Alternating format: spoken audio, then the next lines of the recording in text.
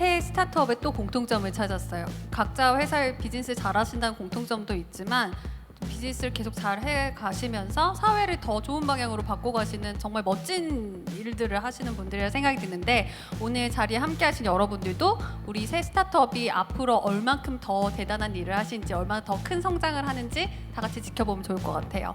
안녕하세요. 오늘 모더레이터 진행을 맡은 저는 중앙일보 하선영 기자라고 합니다. 반갑습니다. 세 분께서 이거 진짜 인상적이다, 이거 진짜 새롭더라 하는 부분, 좀 궁금했던 거 있으면 이 자리에서 다른 두 대표님께 질문을 해주셔도 좋을 것 같아요. 그 째깍하고 코로나가 터지는 시점에 째깍섬을 오픈하기로 했다고 하셨는데, 거기서 궁금했던 게 선택이 여러 가지가 있었을 것 같거든요. 조금 우리가 시간을 갖고 좀 정비해서 런칭을 하자, 강행을 하자라는 아이디어 혹은 또 다른 아이디어들이 있었을 것 같은데, 결과적으로 그때 그 선택을 내렸던 배경들과 또 어떤 이유에서 좀 베팅을 하셨던 건지가 좀 궁금합니다. 검증을 저희도 한번 해보고 싶었어요. 얼마나 유연하게 이 상황을 좀 버틸 수 있는지. 여기도 1인 매장으로도 해보시고 했다는 것처럼 저희도 플랫폼으로 운영을 하다 보니까 그런 걸 좀 검증해 보고 싶었고, 돌봄이나 교육도 코로나가 있다고 해서 필요하지 않은 서비스는 아닌데 형태가 조금 변하는데, 우리는 미션이 언제 어디서나 아이 돌봄이 필요할 땐 우리가 해결해야 된다는 미션이 있었기 때문에 이거를 꼭 해보고 싶어서 했고, 또 근본적으로 저희가 가정에서 돌봄이 벌어지다 보니까 째깍하고 많이 들어봤는데 어떤 서비스인지 선뜻 쓰기가 어려웠어요 하라고 하는 부모님들이 실제 눈으로 그거를 저희가 서비스하는 걸 보면 저렇게 놀아줘요? 저렇게 젊은 선생님이 와요? 저렇게 애가 좋아해요? 라고 하시더라고요. 그래서 이게 사실 솔직히 BEP만 맞춰도 마케팅비 없이 마케팅하는 거점이구나 라는 생각으로 계산해보고 운영을 했습니다. 네. 저희도 이제 코로나 때문에 이제 오픈을 할까 말까 고민을 하는데, 인도 같은 경우에는 코로나가 너무 심하니까 이제 부동산들이 다 공실로 나오게 돼서 정말 말도 안 되는 가격으로 이제 체리 피킹을 할 수 있게 돼서 저희는 오히려 인도에서는 공격적으로 막 계약을 하고 있습니다. 저는 김동호 대표님을 그 사업하시는 것도 오랫동안 지켜봐왔고 저희랑 굉장히 밀접하게 맞닿아 있는 것 같습니다. 그래서 저희는 이제 디지털 트랜스포메이션을 굉장히 중요하게 생각하는데, 이런 것들을 점주님들한테 얘기하면 사실 이해하기 어렵죠. 그리고 와닿지도 않고. 그래서 저희도 이것들을 현실적인 수준으로 덤다운을 시켜서 체험이 가능하도록 만들어 드려야 되거든요. 김동호 대표님이 하시는 거는 사실 데이터의 불균형이 굉장히 심각합니다. 소상공인들한테는 특히. 그래서 그런 분들의 디지털 리터러시를 다 이렇게 상향 평준화해 주시는 역할을 하고 계셔서 정말 대단한 일을 하시고 계신 것 같고, 항상 존경하는 마음을 갖고 있습니다. 하선영 기자님이 의도하신 분위기와 사뭇 다른 논의가 진행되고 있는 것 같은데요.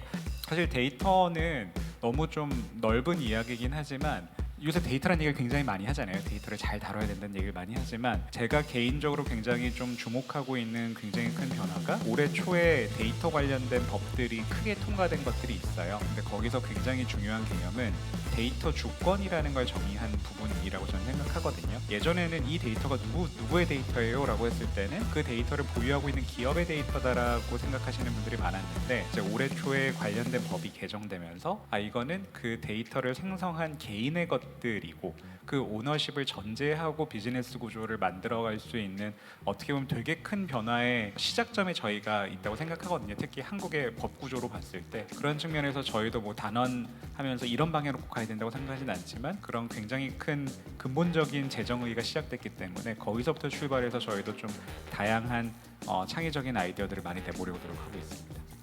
어쨌든 코로나19라는 게 그 누구도 사실 예상하지 못했던 위기 상황이잖아요. 얼마나 힘드셨고 얼마나 당황했고, 그래서 어떤 준비까지 했다, 이런 얘기를 실감나게 솔직하게 좀 해주시면 좋을 것 같다는 생각이 들어요. 저희 또 운이 좋았어요. 코로나 터지기 전에 펀딩을 클로징 해가지고 마케팅비를 엄청 태웠는데 회원이 안 들어와요.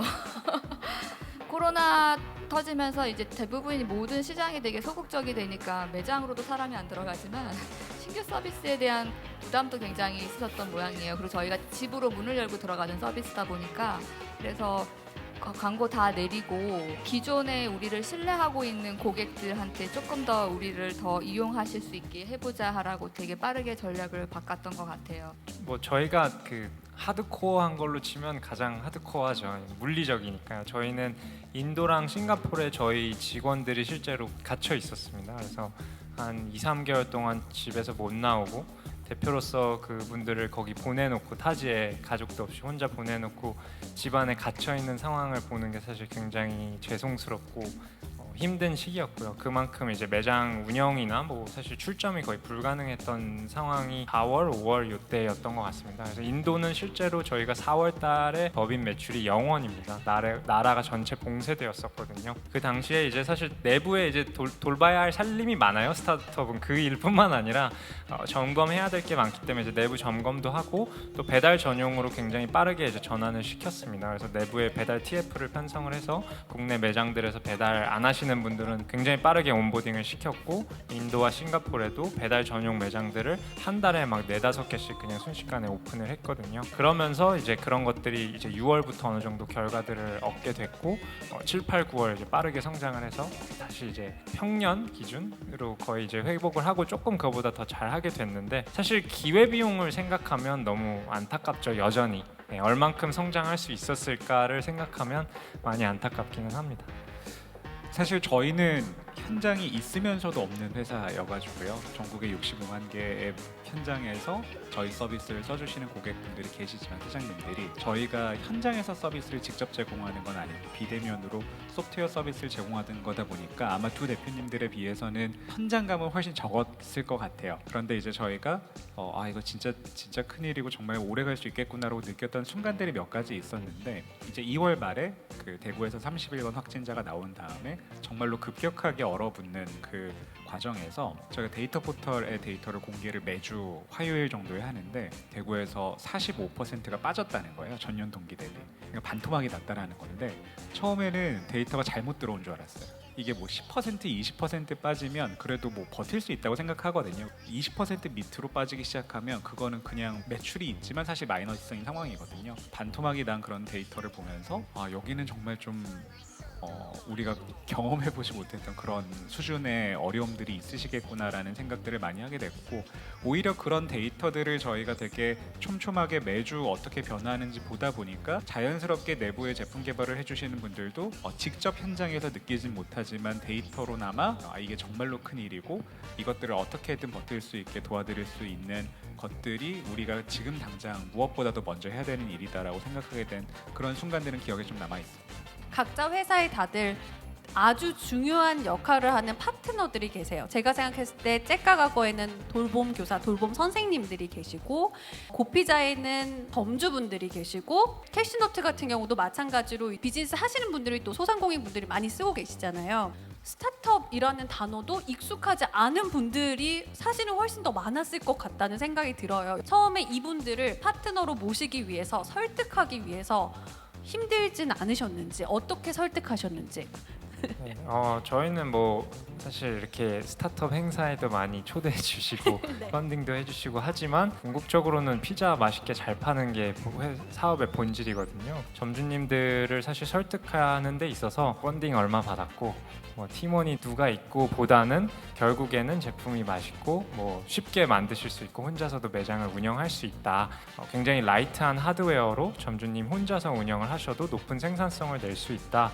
이런 것들을 사실 더 중요하게 생각을 하셨기 때문에 초기에 그분들을 모시는 데 있어서는 이런 디지털 내용보다는 그런 본질적인 내용이 중요했던 것 같고요. 이번 코로나를 계기로 좀 점주님들도 저희 본사가 굉장히 빠르게 움직이는 것들을 보셨어요. 그래서 저희가 코로나 기간 때는 매주 어떤 그 매장에서의 변동 상황이나 지원금 현황이나 이런 것들을 매주 이제 온라인 저희 점주 게시판에 올려드리고 뭐 배달하는 데 있어서도 배달 이렇게 하시면 좀 더 매출이 나올 수 있다 이런 것들을 내부 태스크포스가 굉장히 빠르게 대응을 해드리면서 조금 더 점주들이 얘네 젊은 애들이 굉장히 뭐 디지털 기술도 잘 쓰는 친구들이 일을 하니까 이런 것들을 굉장히 빠르게 움직이는구나를 깨달으시고 오히려 코로나 이후에 점주님들이 본사를 더 믿고 따르시게 됐죠. 그래서 저희는 이거를 같이 점주님들이랑 이겨냈다라고 생각하고 있습니다. 아이가 좋아서 이 일을 택했지만 정작 내 아이를 키우면서 할 수 없는 일이 이 보육이거든요.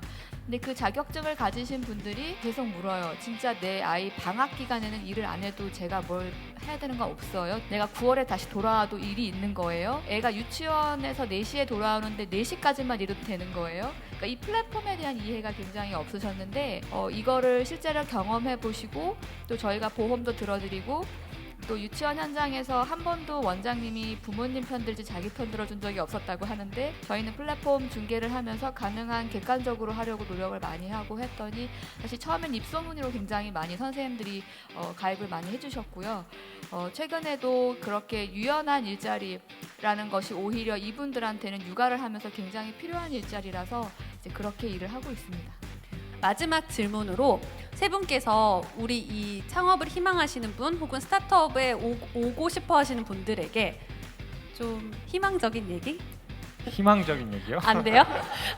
가끔 제가 또 이렇게 여쭤보면 사업하지 마세요, 창업하지 마세요라고 얘기하시는 분들이 계시는데 오늘 그래도 좋은 의도 행사니까 좋은 말씀으로 마무리해 주시면 좋을 것 같아요. 저는 그런 분들이 하셨으면 좋겠어요. 그러니까 뭐 회사를 다니거나 인생을 살면서 나의 인생을 꽉꽉 채워 살고 있지 않다. 나는 뭔가 더 할 수 있는 것 같은데, 나는 더 특별한 존재가 될 수 있는 것 같은데, 제가 그런 착각을 했었거든요. 그런 생각을 갖고 계신 분이라면 창업을 해보시면 나는 진짜 이거밖에 안 됐구나를 되게 많이 느끼면서 또 한편으로는 나의 그릇보다 큰 문제들을 해결하기 위해서 내 그릇이 같이 커져야만 성장을 할 수 있거든요. 그렇게 하면서 내 그릇은 점점 커지고 처음에 봤던 그 커 보였던 문제들이 굉장히 작게 보이는 그런 성장을 하게 되는 것 같아요. 문제를 정해야 할 때 보통 혼자서 고민을 하다 보면 내가 풀 수 있을 것 같은 문제로 한정짓는 그런 생각의 흐름들이 가기 마련인 것 같거든요. 하지만 창업을 한다라는 거는 기본적으로 나 이외의 수많은 동료들과 함께 같이 문제를 풀어나가는 것들이고, 그러다 보면 필연적으로 내가 혼자서 풀 수 있는 문제를 생각하는 것과 정말로 훌륭한 많은 동료들과 문제를 풀어보아야지라고 생각하고 그런 팀으로 풀 수 있는 문제를 생각하는 거는 되게 다른 방향인 것 같아요.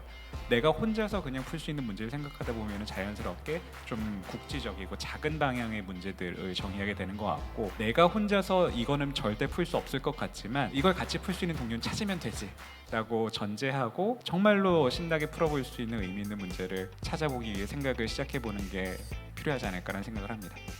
보시면 코로나에 이렇게 빨리 무언가를 시도해보고 러닝하고 접고 다시 해보고 그런 걸 할 수 있는 되게 작은 규모의 의사결정, 빠른 의사결정, 이런 게 가장 큰 매력이 아닐까 해요. 그래서 창업을 하시고 싶어 하시는 분들 중에 나는 뭐가 불편한데 그 문제를 해결하기 위해 사람을 잘 모으고 그 문제를 해결하기 위해서 끊임없이 시도해보고 하는 거에 알러지 반응이 없고 난 그거 안 하면 잠이 안 오는 사람이라면 창업은 해볼 만한 것 같아요.